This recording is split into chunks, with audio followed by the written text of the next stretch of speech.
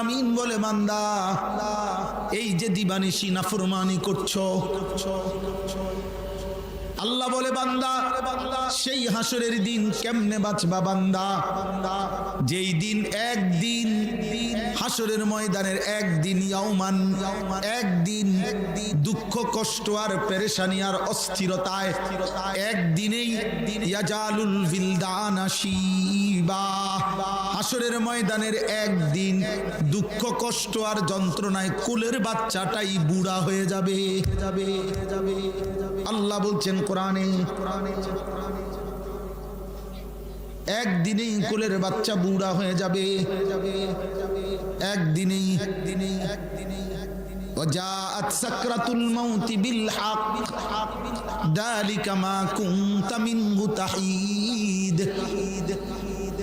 আল্লাহ বলে বান্দা বারবার তুমি মৃত্যু থেকে পলায়ন করেছিলে, যতবার সর্দি হইছে, কাশি হইছে, যতবার মাথা ব্যথা হয়েছে, যতবার পেট ব্যথা হইছে, যতবার রোগ ব্যাধি হইছে, দৌড় দিয়া ডাক্তার দেখাইয়া ফেলছো, আবার একটু পরে সুস্থ হয়ে গেছো।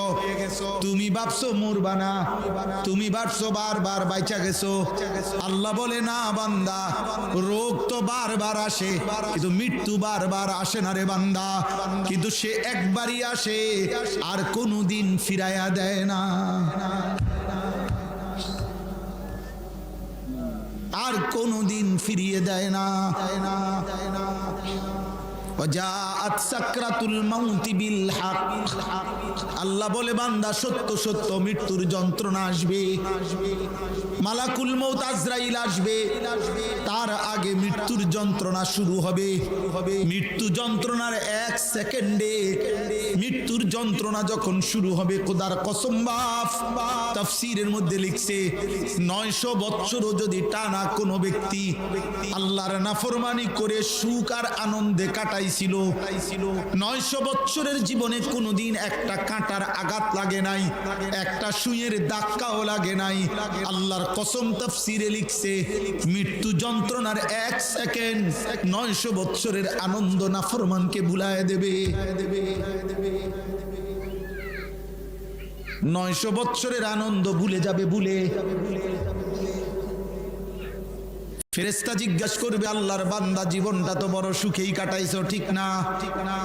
ওই নাফরমান মৃত্যু যন্ত্রণার প্রথম সেকেন্ডেই বলবে বন্ধু জীবনের সুখ কি জিনিস আমি কোনোদিন দেখি নাই।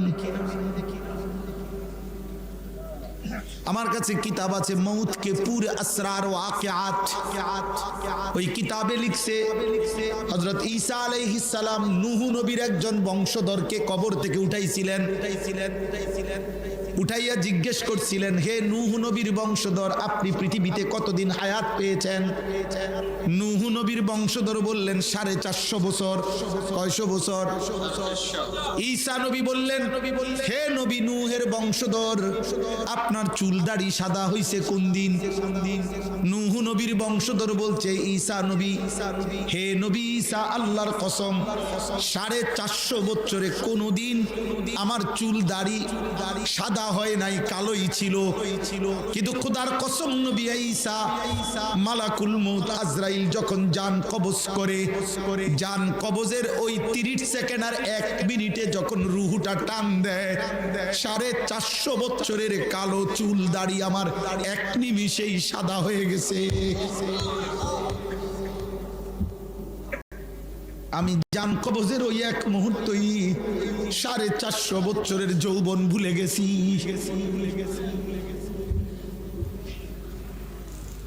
আল্লাহর নবীর সাহাবী হযরত আমর ইবনুল আস, আমার কাছে আরবি কিতাব আছে ওয়াজাআত সাকরাতুল মাউত বিল হক, এই কিতাবের নামে এটা। হুজুর এত সুন্দর কিতাব, এটা আজিমুশ শান কিতাব, কলিজা ছিঁড়ে যাওয়ার মতো। ডক্টর আয়েজ আল কারনি আরব দেশের একজন বড় লেখক, উনি লিখছেন, ওয়াইজ উনি লিখছেন এটা, আয়েজ আল কারনি। ওনার ইদানিং অনেক বই অনুবাদও আছে, এই বইতে পড়ছি নবীর সাহাবী আমর ইবনুল আস রাদিয়াল্লাহু তাআলা আনহু। সবাই শুনতেছেন? ফজর পর্যন্ত ওয়াজ হবে, ফজর পর্যন্ত। ফজর পর্যন্ত ইনশাআল্লাহ। আর কাম নাই, আর মানুষের ভাত খাইতো না। ওয়াজাআত সাকরাতুল মাউতি বিল হক, মানে যাতে আর দাওয়াত না দেয় যে না এই হুজুরের দরকার নাই, এই যে লইয়া বইছে আর ওঠে না। আল্লাহ আমাদেরকে ভালো রাখেন। তো নবীর সাহাবী আমর ইবনুল আস রাদিয়াল্লাহু তাআলা আনহু, নবীজির বিখ্যাত সাহাবী। প্রিয় ভাই নওজোয়ান শোনো আব্বা, অনেক বড় সাহাবী ছিলেন তিনি, নবীজির উল্লেখযোগ্য সাহাবীদের একজন আমর ইবনে আস, মিশর বিজেতা সাহাবী। গোটা মিশর যিনি বিজয় করেছিলেন, ফাতিহে মিসর হযরত আমর ইবনে আস। এই সাহাবী, ওনার ছেলেও ছিলেন সাহাবী আব্দুল্লাহ ইবনে আমর ইবনুল আস। এই সাহাবী আমর ইবনে আস যখন মৃত্যুর মুখে, ওই কিতাবে লিখছে মৃত্যু সজ্জায়, তখন এই মৃত্যুর পূর্ব মুহূর্তে ওনার ছেলে, উনিও তো সাহাবী, উনি যখন বুঝতে পারছে আমার আব্বার মৃত্যু যন্ত্রণা শুরু হয়েছে, সাকরাতুল মাউত, তখন ওনার ছেলে আব্দুল্লাহ সাহাবী ওনার আব্বাকে বলতেছে, আব্বা আপনার এই মুহূর্তে মৃত্যুর যন্ত্রণা কেমন লাগতেছে, আমারে কি একটু বলবেন? উনি ইমানদার, উনি সাহাবী, উনি শ্রেষ্ঠ সাহাবীদের একজন। দোস্ত শোনো বাপ, এই সাহাবী আমর ইবনে আস তখন বলে, ইয়া বুনাইয়া কাআন্না জিবালাদ দুনিয়া আলা সাদরি ওয়া কাআন্নি আতানাফাসু মিন সাকবিল ইবরা। বলতেছে বাপ, মৃত্যু যন্ত্রণার এই মুহূর্তে আমার মনে হচ্ছে পৃথিবীর সবগুলো পাহাড় আমার বুকের উপরে চাপ দিয়া রাখছে। কাআন্না জিবালাদ দুনিয়া আলা সাদরি ওয়া কাআন্নি আতানাফাসু মিন সাকবিল ইবরা। আর আমি যেন একটা সুইয়ের ছিদ্র দিয়ে নিঃশ্বাস নিতেছি, সুইয়ের ছিদ্র দিয়া আমি নিঃশ্বাস নিচ্ছি।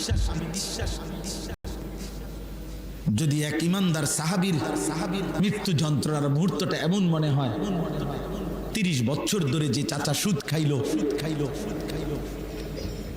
ওনার মৃত্যু যন্ত্রণা কেমন হয়?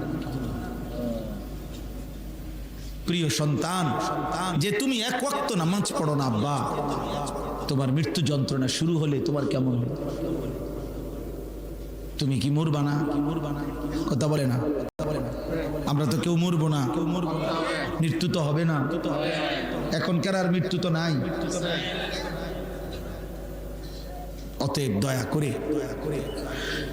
খুব গভীর কোন তাফসীর করা আমার মাকসাদ না, আমার মাকসাদি এতটুকু বুঝানো, মহান আল্লাহ পাক রব্বুল আলামিন, আমি সূরা ফাতিহার 4টা আয়াত পড়ছি, আমি আর অল্প একটু এই 4টা আয়াতের উপরে একটু কথা বলি।